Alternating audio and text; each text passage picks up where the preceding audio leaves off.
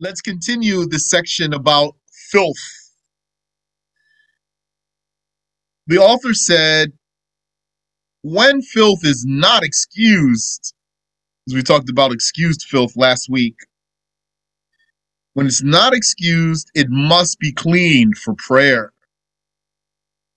Or also, if it's in your water and it's not excused, if that's a little bit of water, then that water is going to be contaminated. Then you won't be able to use it for purification and you won't be able to drink it. If the filth has no bulk or characteristics, it is hukmiyah, undetectable. Then it only requires a single wash. That means you just pour water over it one time and you're done. So if you're confused about how to clean a lot of najasa, a lot of instances of najasa, clean that spot, move that filth from the spot until there's nothing detectable there. Then pour water over the spot and you'll be done. However, mughalladha, extreme dog or pig filth, must be washed 7 times. Meaning, even if it's undetectable.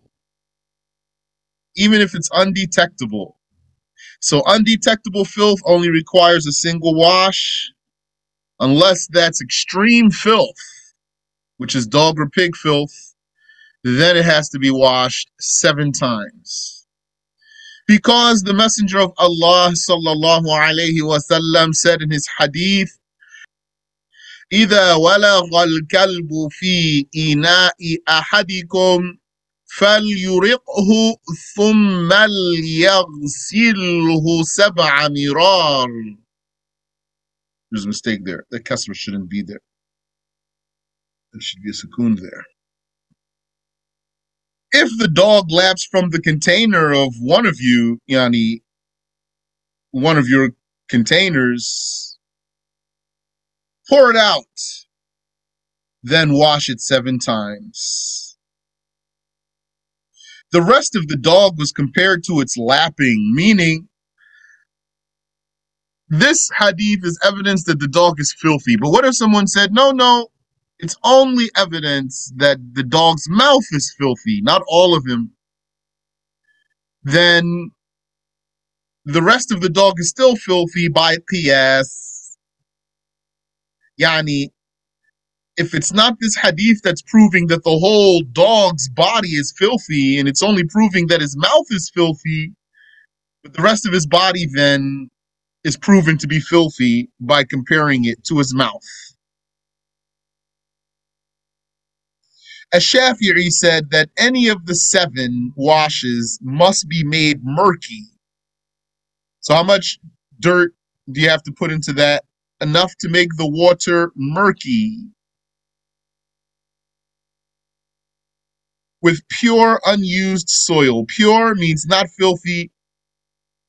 Unused means you didn't use it already for tayammum, for example.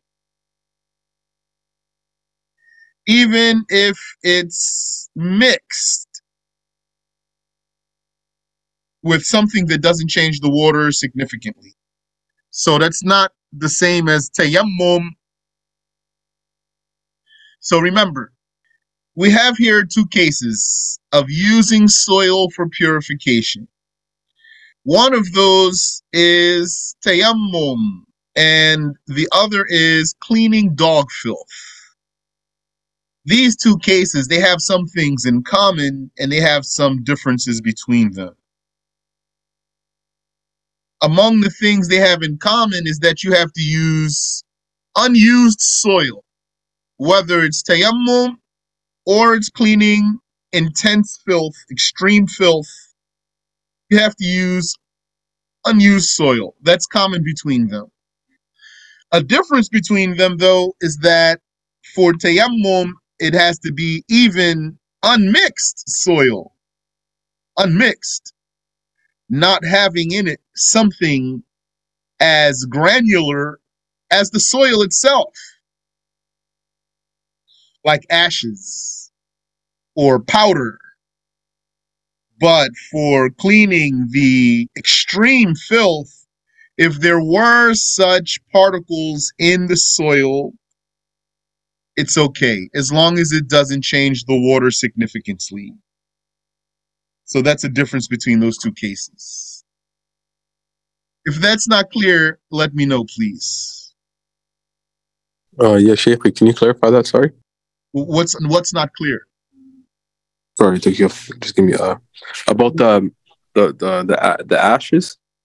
Yes, so tayammum, as you know, it can't be mixed with something that's as fine as the soil is, like ashes or powder or sand. It won't be valid. You can't make tayammum with something like that. But if you're going to clean extreme filth and you had some dirt that you could put in the water, but maybe it had some ashes in there or some powder in there or some sand in there, it's valid, as long as it doesn't change the water significantly. Barakallahu feek. Amin wa fi. No, water temperature doesn't matter. Temperature of water is not a considered attribute of the water. Excuse me, Shakra, and Yes. in reference to the dog filth, using the water that is mixed, how would it change the water? Because the water is murky.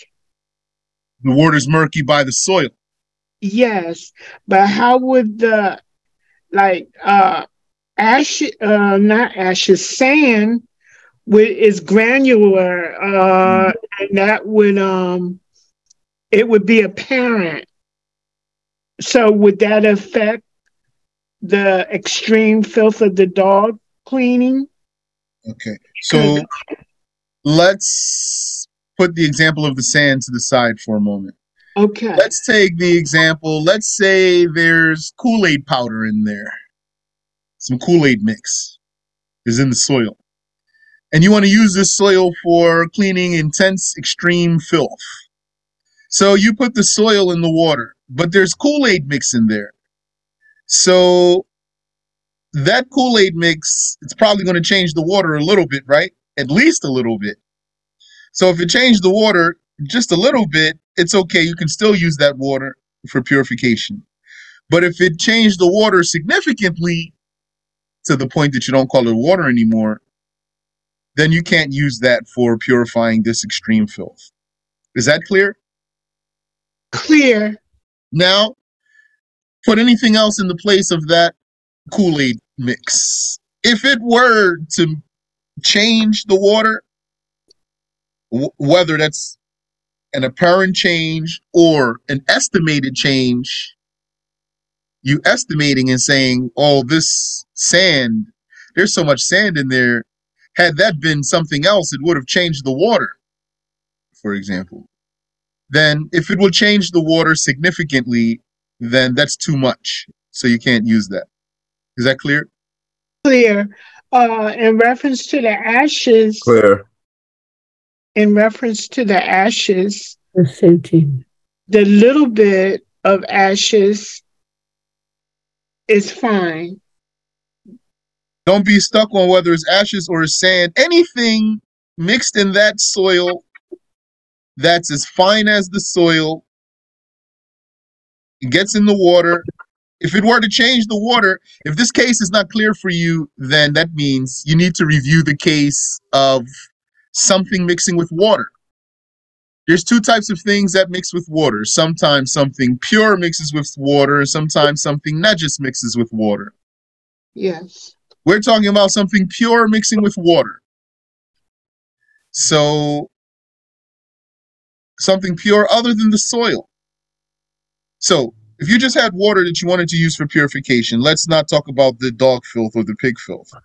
If you had water you wanted to use for purification, you can use that water. What if something got in the water and changed the water? If it changed the water only a little bit, you can still use the water. That's what we learned before. If it changes the water to the extent that you don't call it water anymore, you can't use it anymore. Is that clear? Clear, yes, Sheikh. Okay, so it doesn't Fair. matter what it is, whether it's ashes or it's milk or it's ink or it's, I don't know what you want to put there. Doesn't matter. Anything. The rule is one rule. If it gets into the water and it changes the water to the point that you don't call it water anymore, then you can't use that. So that's the rule that we're going by here. We're just adding one more thing. Now this water, you want to use it to clean extreme filth. In order to do that, you have to put soil into the water. So what if there's something in the soil? Can you use that? If it doesn't change the water, I'm not talking about the soil changing the water, the other stuff. If it doesn't change the water to the point that you don't call it water anymore, then you can still use it. Is it clear? Clear. Do you still have a question about the ashes or anything? Not at all. Thank No. you. Barakallahu fik. I mean, wait, there are 4 narrations of the hadith about putting the soil in the water. Muslim's narration is Ulahunna biturab. The first of them is with soil.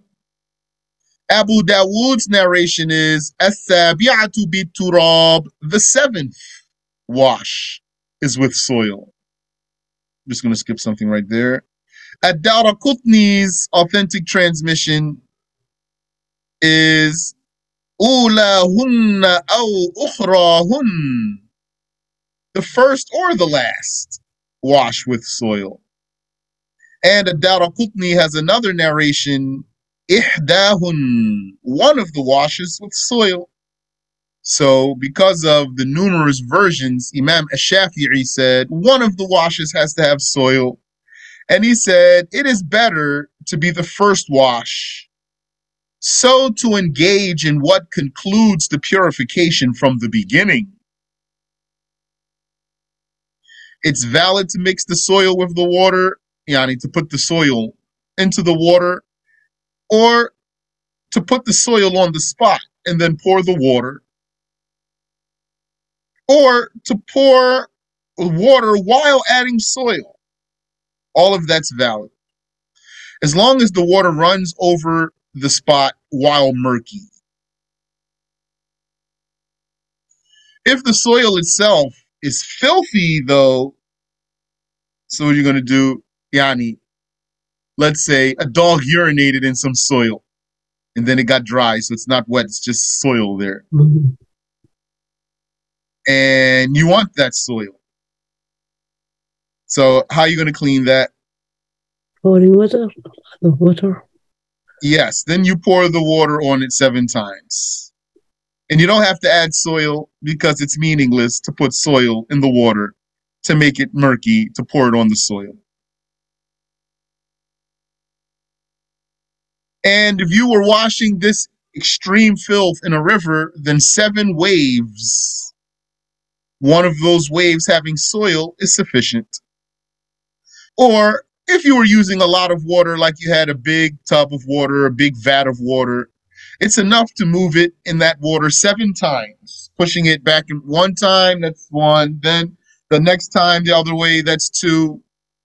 And one of those is mixed with soil. Mm-hmm. Using other than soil, such as crushed plaster, or washing 8 times without soil, or other than water with soil, such as vinegar, is insufficient.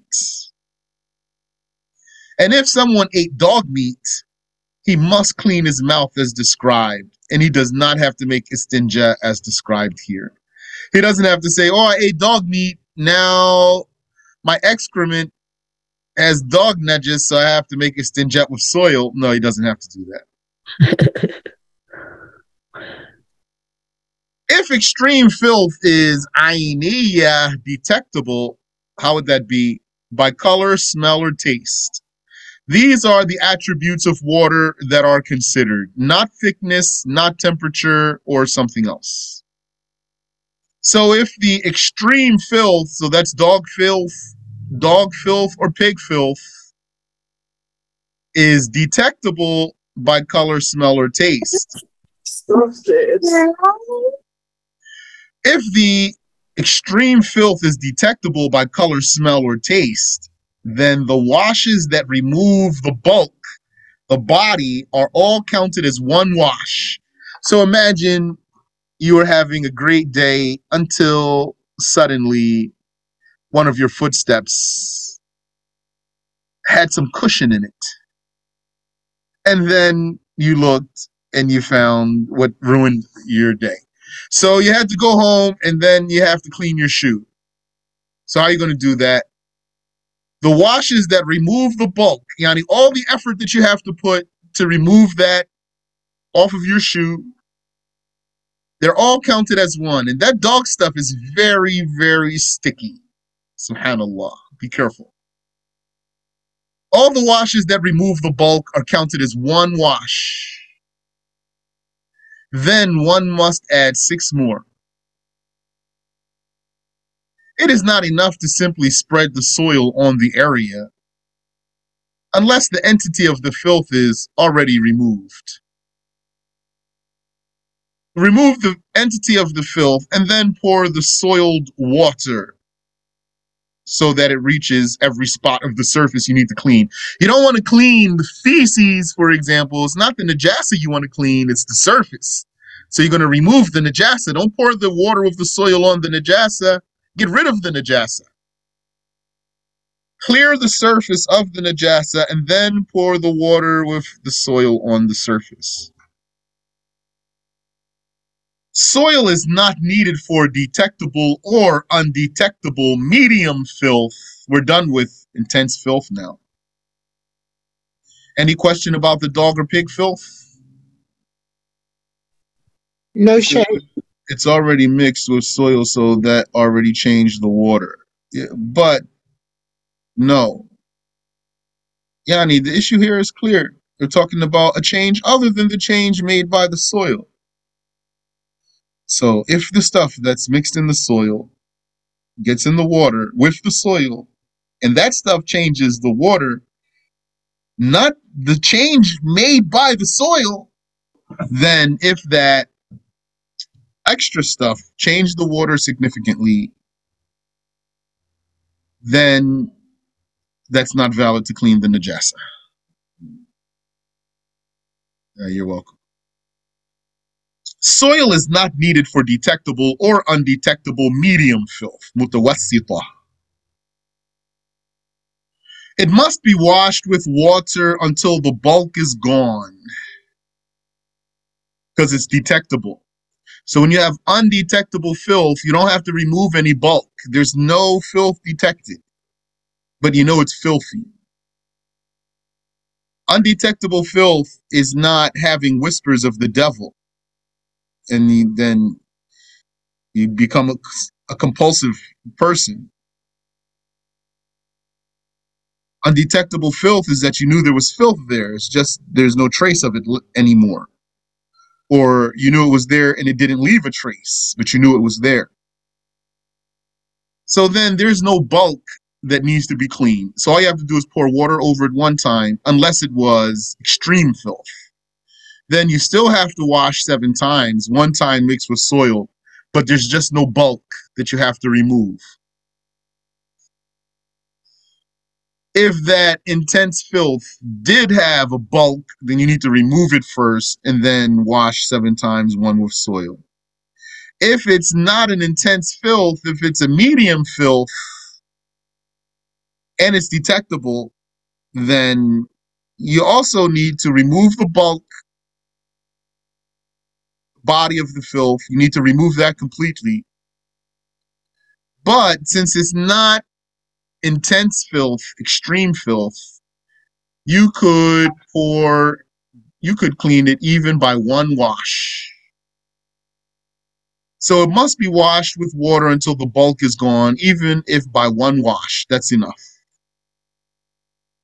And you must attempt to remove the traces of the filth. So the body of the filth is one thing. The traces of the filth is another thing. The traces of the filth, that's the color, taste, and smell. Just like we said about water. Color, taste, and smell. Therefore, it is sufficient if the filth is removed by rain. That right there tells you, makes you know that removing filth does not require an intention. It is valid to remove filth without an intention.